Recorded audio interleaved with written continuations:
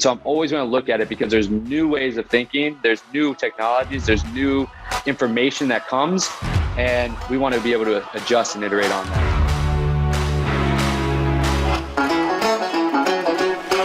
My name is Matt Reiner, managing partner at Capital Advisor, CEO of Wealth Strategies, an author, podcast host, and also a speaker to the wealth management community. My mission is to help every family in this country have access and be served by a human financial advisor.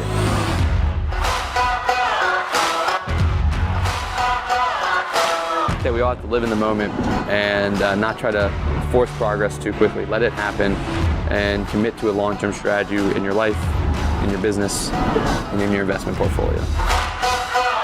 And now, your host and my dad, Matt Reiner.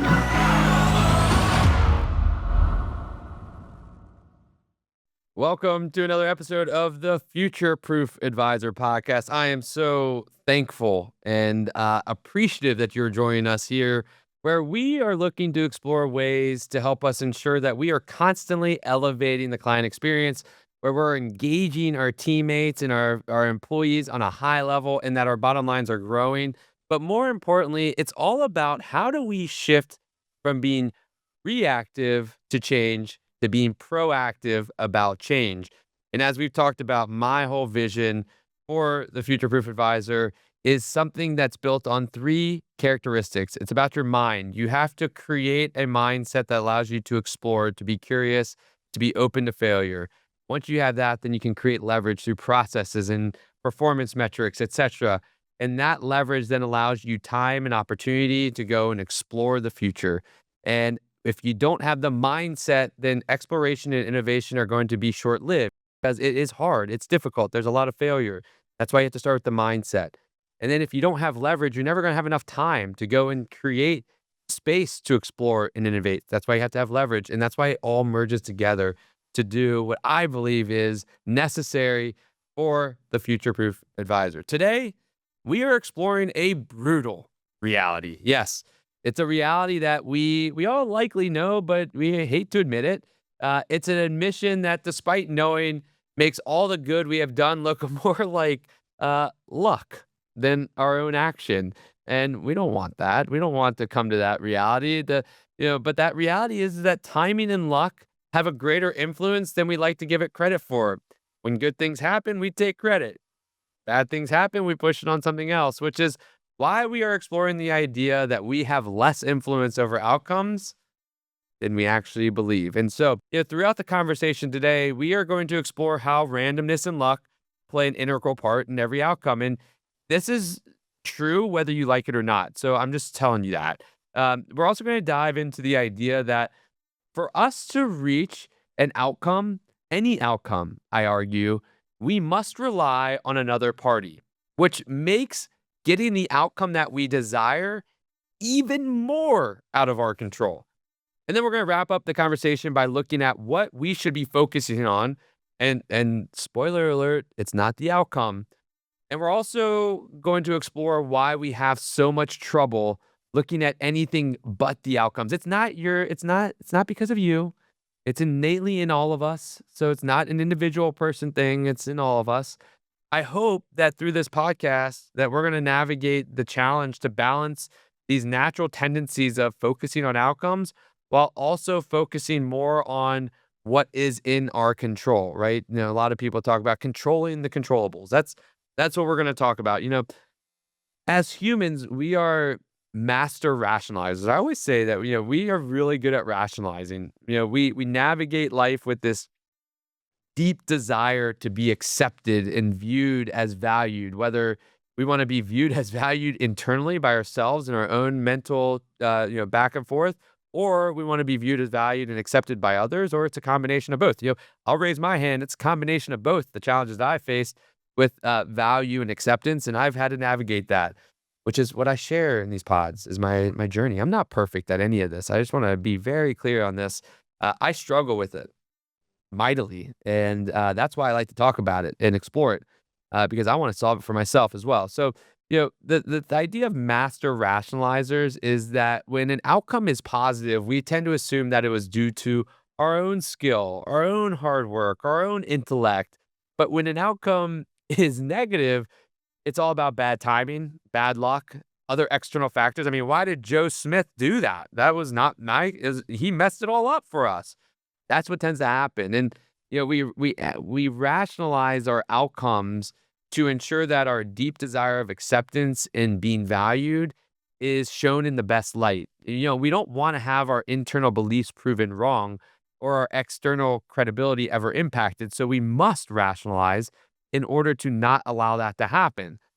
But what happens is that we've been focusing on the wrong thing from the beginning.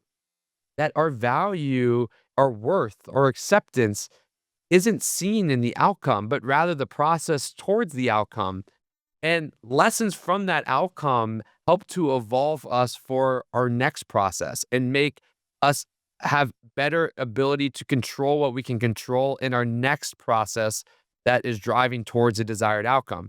Does that mean that we are going to reach that desired outcome all the time? No, but we can't control the outcome. And I'm going to share with you why and how much, unknown unknowns have to go right between the time you make a decision and the time the outcome occurs, that are in it. It's a tough spot. We can't control that medium, and we'll talk about that. But before we do, I want to use an example, and I use this example during a lot of my keynotes when I go speak. And I think it's an example that hopefully drives home this point, but also generates a little bit of fear, but also inspires a lot of action.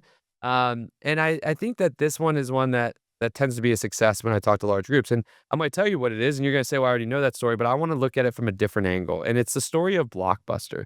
It's the same one you've been thinking of, right? That when you just mention the name, you know the story I'm going with. The company that could have bought Netflix and that didn't shift from physical rentals to the streaming revolution. And ultimately, it came to the end of the company. They went out of business because of these, what was seen to be poor decisions. But what I want to do is I want to say, what happens if we were to view this from an alternative perspective, right? What happens if we challenge the narrative that we know and that we read in the story and the headlines? One that didn't have the clarity that we have today, the clarity that streaming is the way or was the way of the future, and the one that didn't have the knowledge that Uber or that Netflix turned out to be an Uber success, right? When we sit here today, we're able to look back on what Blockbuster did and said, dummies, like streaming is replacing cable. Like, why didn't they go that way? But that is decades of information that wasn't had in that point in time. And so we have to put ourselves in that moment before streaming actually took off. The time when there was a company that tried to upend Blockbuster with on-demand delivery of DVDs and was doing basically the same thing as Blockbuster, yet they were having their own struggles with this simple concept, right? That was Netflix. Netflix was doing the same exact thing as Blockbuster. They were doing mail order DVDs and they were struggling at the time that the offer came to Blockbuster. And so we point out now that Blockbuster turned down an offer to buy Netflix for $50 million, which seems ridiculous compared to what Netflix is worth now. But what we don't remember is that this was in 2000, the year 2000. Netflix at the time was struggling with DVD mail orders. The tech crisis was bubbling up. And the reality of what we know of Netflix was not going to be seen for another 7 years when they launched streaming. Streaming wasn't launched until 7 years after this point in time when Blockbuster turned it down. The likes of Roku and Apple TV were just coming out, right? iPhones were just being launched. Everything was still in their infancy. And all of that was happening 7 years after Blockbuster turned it down. None of that was happening when Blockbuster turned down the offer to buy Netflix. So it's from this perspective that I wonder, what was the internal discussions at Blockbuster at that time? Like, what was their process for creating a competitive framework to battle Netflix, given that there was no concept of iPhones, there was no concept of Apple TVs or Rokus, Like, what did they do internally to adapt to potential changes that were being pushed on them by Netflix, right? There was so much newness of this, right? The possibilities of these ventures flopping were at the time, they were sky high. The tech bubble was a reality, and Blockbuster had to make this decision with the information that it knew at the time, and they decided to turn it down. And we rationalize today how Blockbuster should have known better, that they should have known that streaming was right around the corner. But I don't know if anybody in their business can predict what the future of our business is going to be in 7 years. Heck, we have a difficult time predicting what it's going to be in 1 year, 2 years, and 3 years. Think about having to predict 7 years out and to get that right and to make a decision at that moment of a business that was probably not worth $50 million dollars at that time to buy it for $50 million dollars. They didn't have any of this information, right? In theory, they could have had the best in the right process. They could have had the best available data to make the decision, but their outcome was bad. They could have gone through a really diligent process, used all of the relevant data, and made a decision. And at that point in time, the decision looked good probably for a few years, but now the outcome was bad. And they have become the butt of all lessons of like what not to do. But it's really this opposite lens that has gotten me thinking of whether this was a situation where they did this like probability analysis of, the likelihood that Netflix kind of disrupts us is 25%. The likelihood that, it stays around and we compete with it is, 60 or 70%. And the likelihood they create something new is 15%. And they had these probabilities going on, and they just decided to choose the one that was the highest probability, which was that they will compete together and innovate together. And they chose that based on all of their data and all their information, all the knowledge at that point in time that they didn't know of that we know of today.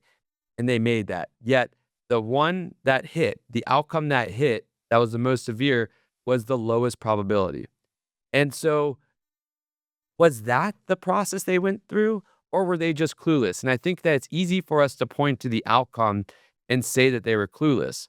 But it was this thought and this perspective, this unique perspective, that is that it's not, they didn't have all the information. And this perspective is what's convinced me that I don't know if the answer was wrong. It was just that they had a poor outcome.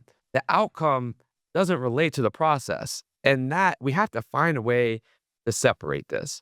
So let's start by being blunt. And I'm just going to say it. All of our success is due to some sort of randomness and luck. That's the truth. The impact that a lucky encounter or a bit of randomness has on our future is never seen in that moment of luck or randomness. And it's very difficult to tie back randomness and luck, that one moment, to a future positive outcome that we have. Let's break this down because that may be difficult to kind of understand as you're driving in the car or running or on the bike or whatever it may be. But here's an example.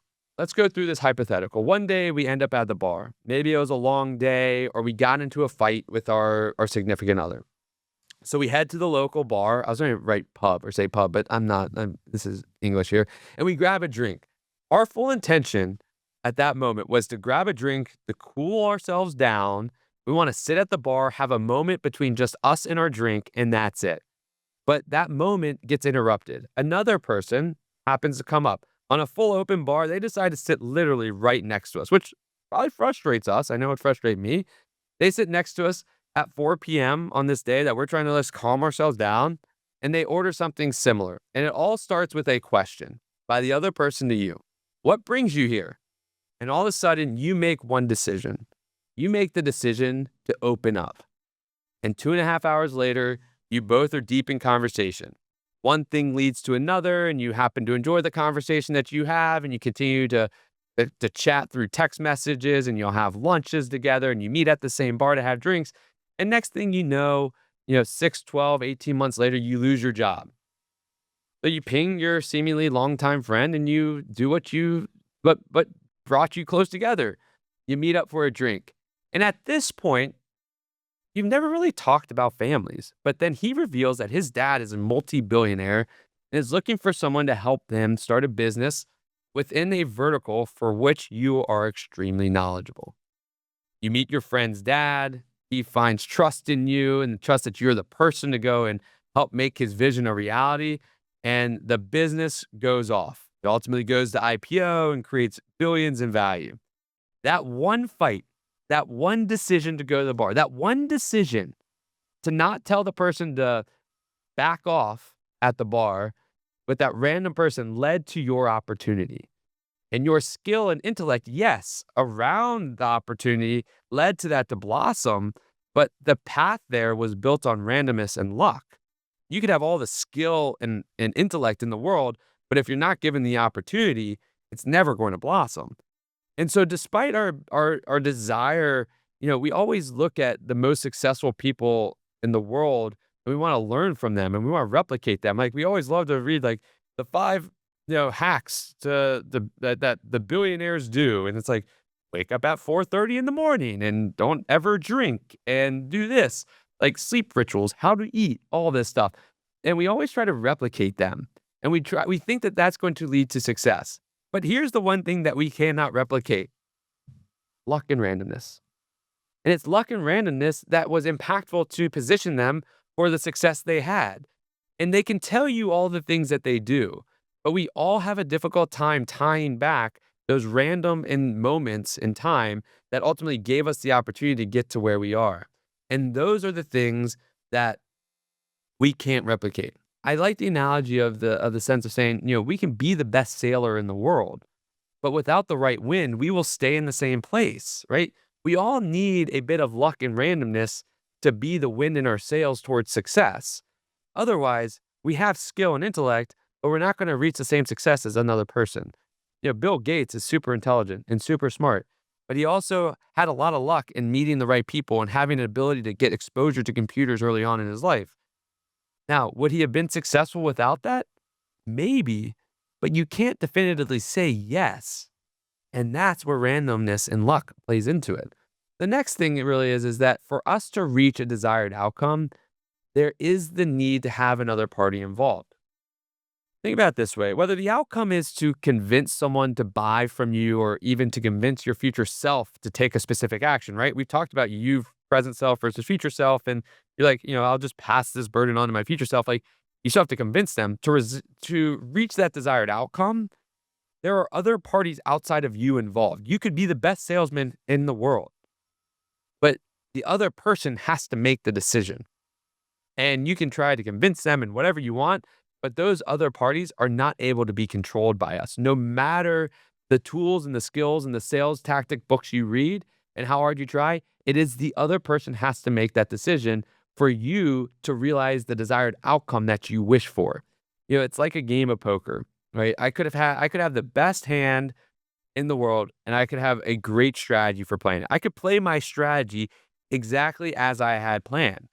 But in order for that strategy to work, I need the other players to act exactly how I envisioned without me telling them, right? I also now need the cards to come out exactly as needed, because I could have a Joe Schmo over here that's playing a 7-2 hand, which for you non-poker people, I think that's a bad hand. I'm not really great at poker either, but I've heard that's a bad hand. A 7-2, but then all the cards come out as 7-2, 7-2, and now they've got a full house and they beat me. Them playing it exactly as they should, and I envision them to, and that the strategy dictates that they should, and the cards having to come out in the way that I need them to, are two things that are out of my control.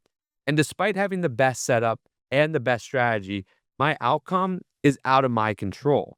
And this is a concept that I learned in a course that I took up at Wharton. It was just like a week-long MBA course.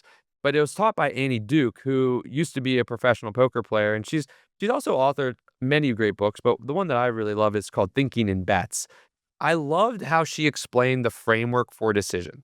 So let's break this down. There's really 3 elements to get to decisions. You have your belief, you have your decision, then you have your outcome. Okay? So we start with beliefs, and we have to think about this in the sense. So let's look at just beliefs in the silo. These beliefs drive us to make a decision.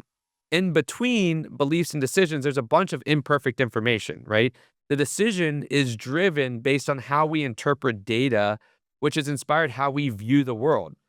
How we view the world is one lens that drives our beliefs.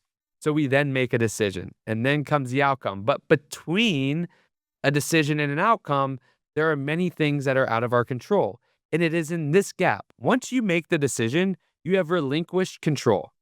The decision is the last step of your control. And so we now have all these other outside influences that come into play. I'm a sports geek. I'm a golf geek. I love playing golf. And I think that a golf analogy helps here is the sense of I could say that I know I need to hit a 9-iron to get to the green. It's right within my wheelhouse. I know I have to hit a 9-iron, and I have a belief that I know how to hit far to hit the 9-iron. I make the decision that the 9-iron is the right club for this decision.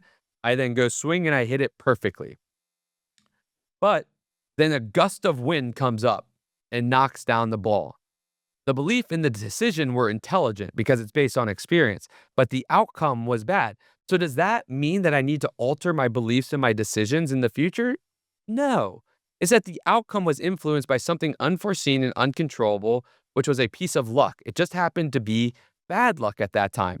And that happens, and you can say, well, Matt, that's just like something out of the environment. Like that doesn't happen in the real world. That is BS. That happens all the time in the real world. I have an informed decision. I have an informed process. I make the decision, and it turns out to be a bad outcome. That happens all the time.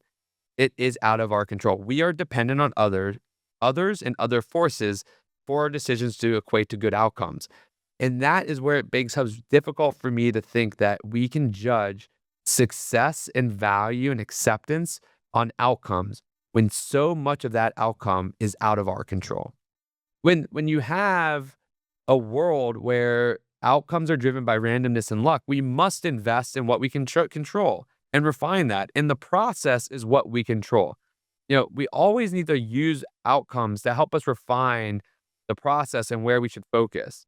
As I started learning and studying about decisions and outcomes and beliefs, I found that probabilities are very useful, and it's very simplistic in a simplistic nature, right? We don't have to go to statistical analysis here.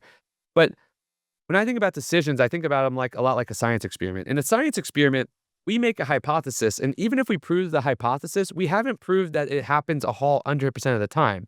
We have a range of the likelihood that this can be replicated. There is never in a science experiment a definitive answer. There is ranges of how definitive they are to be right or wrong, but there is always this ability for it to be wrong. But there is a defined process that they go through to help them in that journey. So for us, we should look at potential outcomes that we could imagine at the point in time. What are all the different potential outcomes for a specific decision? And then we do somewhat of a scenario analysis on the likelihood of each of those outcomes, right? And I think back to the golfer example. Let's take an example of this golfer, right? He is, he's there to make a shot. The same shot I talked about a few moments ago. I'm about 160 yards out, and I think that I can hit a 9-iron to the green. So I make this decision that there has been wind around on the course in the past, but it hasn't really picked up that often. It's very infrequent. So now I go through in my mind this probability analysis. I say that there's a likelihood it's only about happening a third of the time. So there's a 33% chance that the wind picks up and knocks down this ball. And if it knocks down this ball, it's not getting to the green. So I'm going to look silly. But there's a 33% chance. But there's a 67% chance that the wind is not going to pick up. And if the wind happens to turn, then if I hit a longer club, for instance, like an 8-iron, and the wind doesn't pick up, then my ball ends up in the water behind the green. So what I decide is that there's a 67% chance that the wind's not going to pick up. And so I don't want to club up. I choose my 9-iron. I hit the 9-iron, and I'm very, very comfortable, and I hit it the right way. But the wind gust picks up, and it happens to knock down my ball, and I come up 15 yards short of the green. So if I was doing this on national TV, which I don't ever play on national TV because I'm not that good, the announcers and the fans and the TV viewers that don't know this, they would all look and say, that was terrible. Something must have happened. That was a bad shot. But the reality is that they don't know the process that the golfer, me, actually followed. And I actually followed the exact right process. I chose what had the best probability of success. And I understood the potential outcomes. And I chose the highest probability based on my analysis. but the outcome was based on the lowest probability. That doesn't mean that I was wrong. That's not how I can't view the value of that outcome as being bad because I did the right process and something unforeseen happened, right? And this is how I think we need to view all potential outcomes. Did we follow the right process? And was the outcome driven by something unforeseen or just the lower probability outcome? And we should judge all outcomes this way, not judge outcomes, but ensuring that we go through the right process. And then when the outcome occurs, that then can adjust our probabilities the next time we make that. So maybe now next time I say it's 40%, and I take another decision for the next time. And that's how we can use this feedback loop.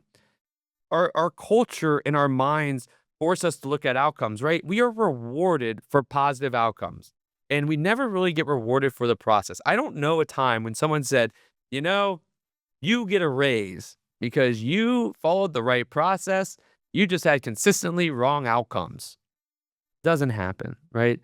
And so, this is a hard thing that we have to overcome, both societally and also personally in our own minds, because there's a bias that reinforces outcome-based thinking in the idea, and it's called hindsight bias, because we have the ability to look backwards on decisions, just like we talked about in the Blockbuster example, and we see all of the things that happened, and we believe them to be predictable to that decision that happened before those scenarios or those time periods actually happen, right? And then what we do is we then find individuals' beliefs that led them to the decision, and we tie those beliefs and rationalize, because we're master rationalizers, why their beliefs led them to overcome the potential downsides to reach the positive desired outcome in the future.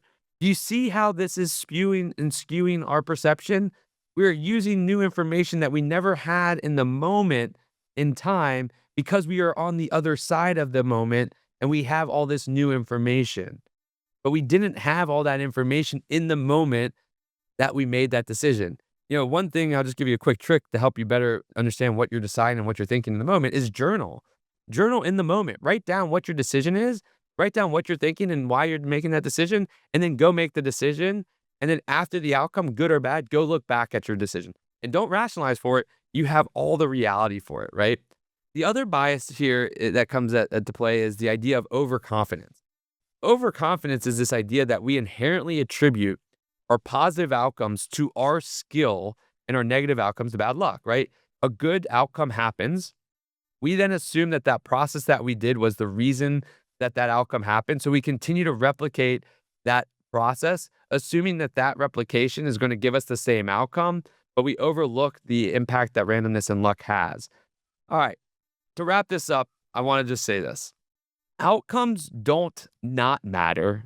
They just aren't what solely matters, right? The goal is not to ignore outcomes. That's not the thesis that I'm trying to present here in this podcast, or even just to blindly follow processes. That's not the point at all. Rather, it is about using outcomes as a feedback loop to refine processes to ensure better long-term success, better odds of long-term outcomes that are successful, right? It's a matter of analyzing what process we followed, because that is really what we can control. We can't control that period of time between decisions and outcomes. Use the process as your controllable, use the outcome as your insight, and leverage that insight to evolve your process. And never stop tweaking your process, because the outcome is only a data point. It is not the end-all, be-all of what we determine of a good process. Here's the point. Outcomes are tangible. Processes are a bit more opaque. And after an outcome, we have an ability to point and rationalize the reasons why it worked or why it didn't work. We have information that we didn't have in the moment of making a decision. So we now have this skill set and ability, because we're masters at this, to rationalize this. And all of these reasons that we use to rationalize don't matter, because we didn't have that information. What matters is, what does that information tell us about how we go and execute the next time? Using outcomes to rationalize our process is not the point. Using outcomes to refine our process is the point. Because success one time does not make you a success. What makes us successful is consistency and adaptability. And this comes from process focused, not being outcome focused. So as we continue to push forward with this goal to impact more families in wealth management, we can't let our past success lull us into the status quo. Rather, we need to ask questions, 2 questions in particular. Is our success due to external forces beyond our control, or is it due to the repeatability and evolution of how we deliver our service? And finally, if those external forces that have impacted our success were to change, will we be as successful? And what would we need to do to ensure that we are? These are, in my mind, the questions that ensure continued success rather than potential disruption. So if you enjoyed today's episode, forward it to a friend. Like the episode, leave a comment, good or bad. I just want to know if my process is working. I want to refine it based on the outcomes it's delivering. Good or bad, I'm going to continue to refine. So be sure to subscribe to our channel to be alerted of all of our new content and new episodes each week, whether it's a solo or it's a podcast or it's a guest that we bring in, one of our really smart, intelligent guests. But before you leave, be sure to answer one question, which is our poll today, which is linked in the summary to today's podcast. It's a simple question. Do you believe you tend to focus more on outcomes over process? There is no right answer. But with that, I say thank you. Thank you for spending time with me today. It means the world to me. I'll never take it for granted. What I say is go out there and be part of the positive change that betters our industry. We're all doing it. Let's continue to do it. So stay well, be well, and keep exploring.